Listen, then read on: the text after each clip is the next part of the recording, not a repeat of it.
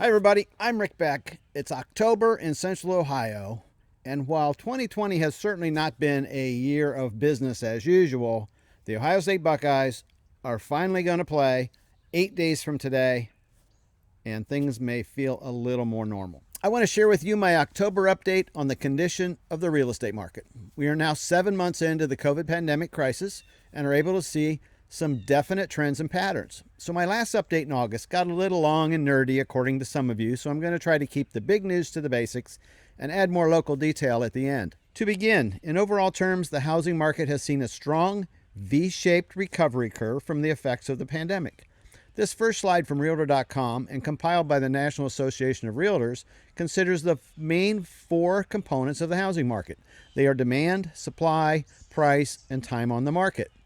With a February 1 baseline of 100, the market moved to an index of 106.5 by March 7. After dropping to a low of 83.1 in May, has recovered to a new yearly high of 107.2 in September, exceeding pre-pandemic levels. In looking at key metrics in the industry, this slide compiles information from several industry sources. As measured in year-over-year terms, home showings are up 60.7%. Now keep in mind that virtual showings make it easier and faster to do more showings, whereas a year ago we were driving around and physically visiting every home. Applications for purchase mortgages are up 25%, and pending transactions are up 21.8%. Existing home sales are up 10.5%, and new home sales are up 43% over a year ago. The real problem moving forward is that existing home inventory and new home inventory are down 39% and 33% respectively. I was on a Zoom meeting last week and a highly successful productive agent stated that they thought there were 15 buyers for every home for sale. Usually hear numbers of 3 to 5 buyers per home, and while there's no good way to measure this, we are definitely in a seller's market. The National Association of Realtors defines a seller's market as one with less than 6 months of inventory.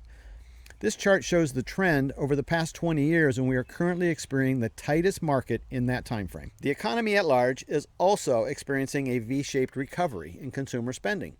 This chart from Opportunity Insights shows the consumer spending trends by month since January. These measurements indicated that spending was down 4.1% in September, a huge improvement on the 31.7% decrease recorded in April. This is despite many people still not working, and at least here in Ohio, restaurants and many other discretionary type venues are either working with restricted capacity or, as in the case of sporting venues, not open to the public at all. The same data set shown on a map of the U.S. shows how different states are faring across the country. Here in Ohio, we measure a better than average -2%. This Bureau of Labor Statistics chart shows a steadily declining unemployment rate, but at 7.9% in September is still more than double the rate we experienced in February. In historic terms, we just experienced 4 months of unemployment over 9%, far better than the 30 months of the Great Recession just 12 years ago. Looking at homeowner condition, things are also improving. The number of mortgage loans in forbearance peaked at 4.76 million in May, and by the end of September, that has dropped by more than 1.1 million. That's a lot of families that have worked with their lenders and are getting their loans back in compliance. Another key metric is home equity. I talked about this in August, and it continues to be very strong. Over 42% of homes in America are owned free and clear, and over 86% have at least 20% equity. That's a far different picture than the conditions that led to the 2008 mortgage meltdown. One last item in the big picture news is the projection of future home prices. While there is no composite projection, this slide shows projections built by the biggest names in the business, such as Fannie Mae, Freddie Mac, Zillow, and the National Association of Realtors. You will see the range is from a 5.9% increase all the way down to a 1.1% decrease. The group consensus is in the range of 3 to 4%. That's a good, healthy number expressing confidence in the market. With short supply being a major market driver, that is not an easy problem to solve. Here in Columbus, builders are building as fast as they can get approvals, land, materials, and labor. While market trends are part of the picture when it comes to you and the buying of selling of homes, it's the local picture that matters. Looking at the entire Columbus MLS through August, you'll see that closed units were up almost 5% in August.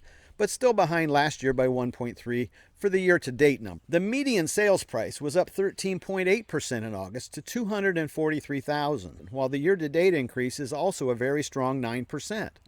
It's the inventory that tells the story. There were only 2,748 homes for sale at the end of August, while we closed 3,381 that month. 3,600 new listings came on the market in August, but there were 4,180 contracts signed.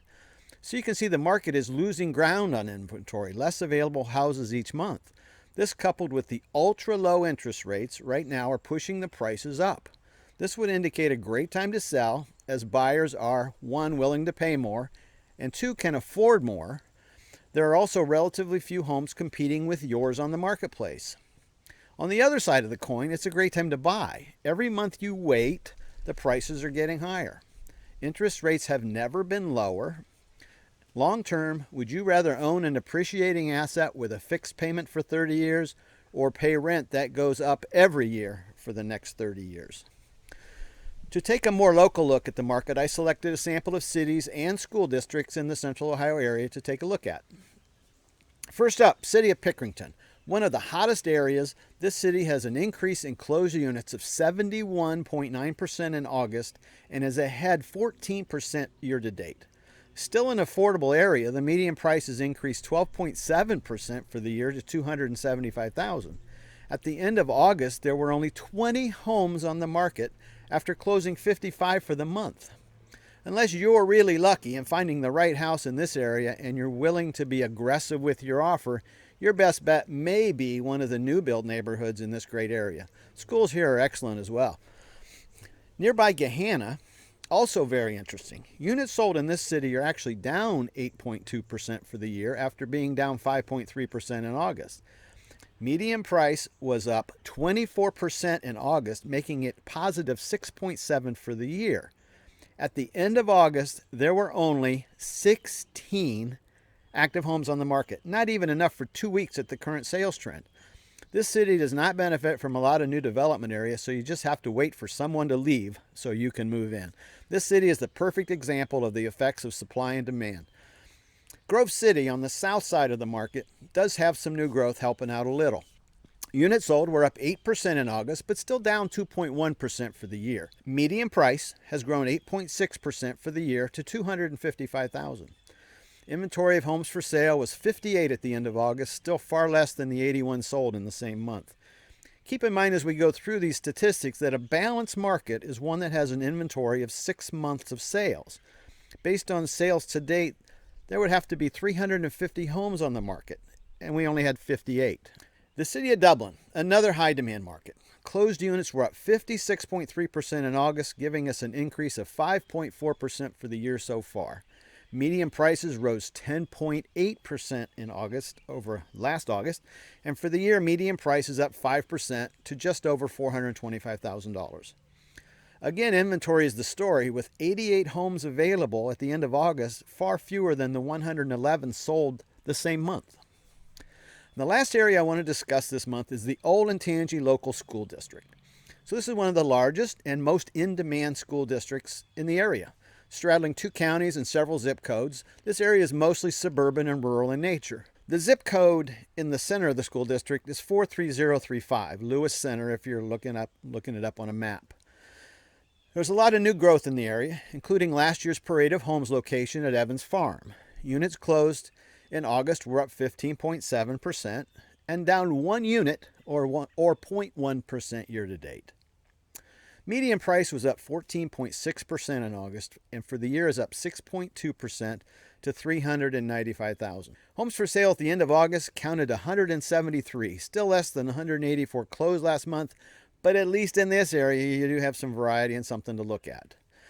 This information often raises more questions than answers. If that's the case for you, please reach out to me by phone or email, as shown here and in the description below. Another great way to share your thoughts and ask questions is in the comment section, also below. I will provide slides and data sources in the description as well. If you appreciate my analysis, please give me a like by clicking the thumbs up. Lastly, I am a licensed real estate consultant with Keller Williams, Greater Columbus in Columbus, Ohio. I'm available to discuss your real estate needs, your thoughts, your desires, whether buying or selling. Follow the link on the screen or on the description page to schedule an introductory consultation. If you're seeing this from out of town and are considering a move to the Columbus area, I am well equipped to help you find the right home from a distance. Whether by Zoom, FaceTime, or video, I can help you find the neighborhood that fits and the house you'll love. As always, thank you very much for watching, and go Bucks.